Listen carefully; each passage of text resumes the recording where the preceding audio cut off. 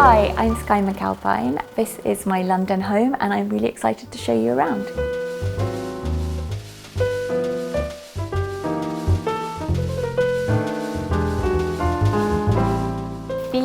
This is my collection of copper moulds and I love them because I think they're incredibly beautiful. I love copper, I love copper pans and I love that kind of copper detailing. I love them as decoration in the kitchen. It makes it feel really cozy and homey.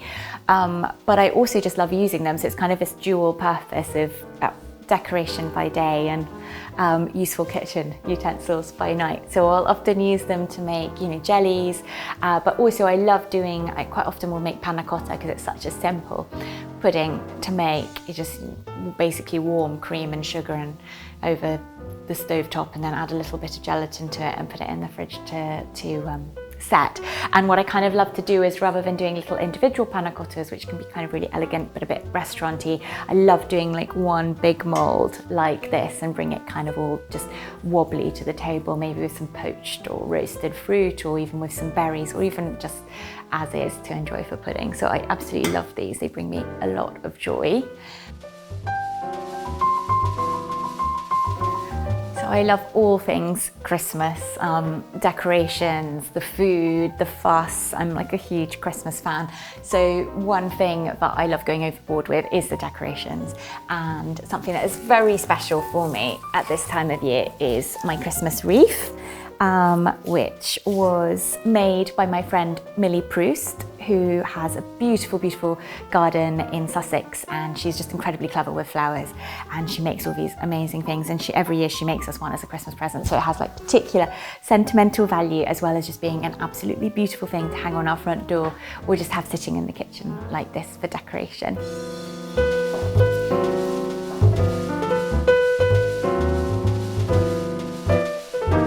So this cabinet I really, really love. We bought it at a flea market in Brussels, and it was black and kind of old and not actually super pretty, but what I loved about it was it's so big. I love this kind of really beautiful old glass. So when we got it home, we got someone to repaint it and then put this really pretty kind of quite 50s vibe wallpaper from Antoinette Poisson inside, which I loved that wallpaper, so it was really exciting to find a home for it. And what I absolutely love about this is it's kind of freestanding storage. So it's not kind of fitted, it won't stay with the house if we were ever to leave, it could travel with us. And I also love that because of this glass, you can see all the things inside. So all my treasures, all my plates and glasses and cups and bits that I've collected over the years are kind of on display, and I get to enjoy them even when I'm not using them. Well, this, especially at Christmas, is really special for me. It is my Christmas cake. I make these every year, and I usually make about 20. Some years I've even made 30 of them. The recipe's in my new cookbook, A Table for Friends, and it's just a classic British fruit cake or Christmas cake, and then I layer it on top with marzipan and then lots of glacéed fruits and nuts, which I kind of stick on with an apricot jam glaze. And I make these every year to give to friends as presents, because I kind of think, even for the person who has everything, it's so nice to have a cake or something that you can all enjoy together at Christmas, no matter who you are, you always want to sit down and have something celebratory at Christmas. So I think it's the perfect present for pretty much everyone. And the cake stand that it's on, I'm super proud of. This is from a collection of tableware that I designed this year for, or collaborated with on this year with Anthropology. And it's inspired by traditional Italian ceramics. And I kind of love that we made it with a really nice tall stand and this really pretty scalloped edging, which is a really subtle, playful detail, but I really like. Other things that I love, these Christmas crackers in this lovely marbled paper. I had made a few years ago and have been using them ever since, and I just couldn't find Christmas crackers that I really liked. And these are made with the marbled paper that's inside the end papers of my first cookbook, A Table in Venice.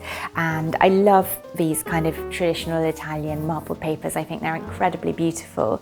And it's really been a theme. It was a big theme for my first book, and it's kind of a big theme, the cover of my new book. table for friends has got a different marbled paper, but marbling details in it as well. And it's really, really special for me. So I love these crackers and bring them out every year at Christmas.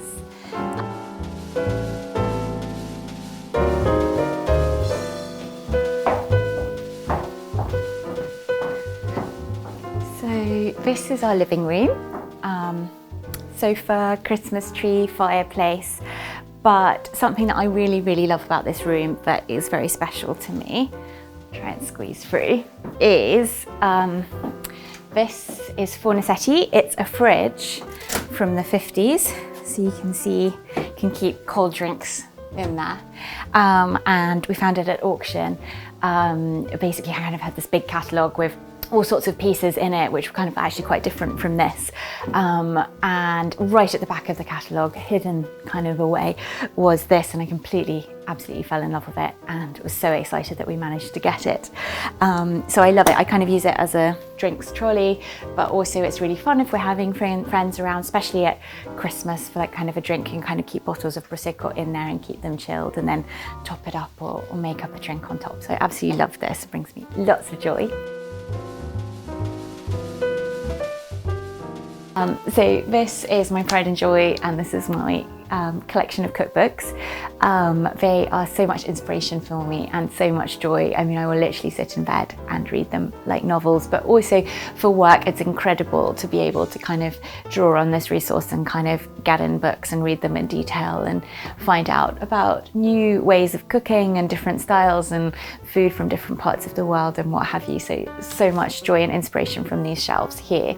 And I've organised everything by colour, which I really like to do. I know that it's a very controversial topic and a lot of people feel strongly that books shouldn't be organised by colour, but for me, I find that often, especially with cookbooks, I can't necessarily remember the author or the title, but I have quite a visual memory and I will always remember the cover. So because I can remember the cover, then I kind of know which colour section to find them in. So for me, it's a really useful way of organising the books. So the house was completely different when we bought it. We basically ripped everything out and started again. So everything has been restored back in here and put in new, from the floors to the ceilings to the cornices to the fittings and the paint colours and everything. It was a huge project, a really fun one, but quite a challenging one because I got pregnant soon after we bought the house, and so we're working to a really tight time frame. And so we worked with my really good friend and brilliant architect, Ben Pentreath, who really, he and his team kind of made it all happen and absolutely had the vision and the organisation and the sort of amazingness to just actually turn what was quite a sort of plain and sad looking house, rather neglected looking house, and turn it into our dream home.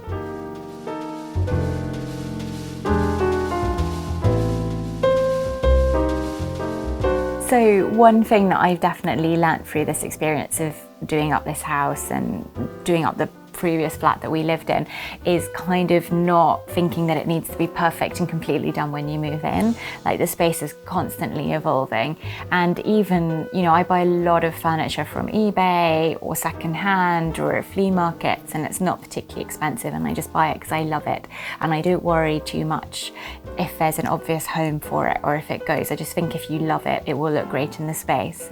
And I think if you think of the space as an evolving space, then it's okay to sometimes let go of certain things and replace them with something else, and to kind of constantly be moving the furniture and constantly changing the pictures and constantly moving the things around on the shelves or even repainting the walls or what have you. It's a kind of really great way to live in the space and to enjoy it and make it yours, make it feel individual.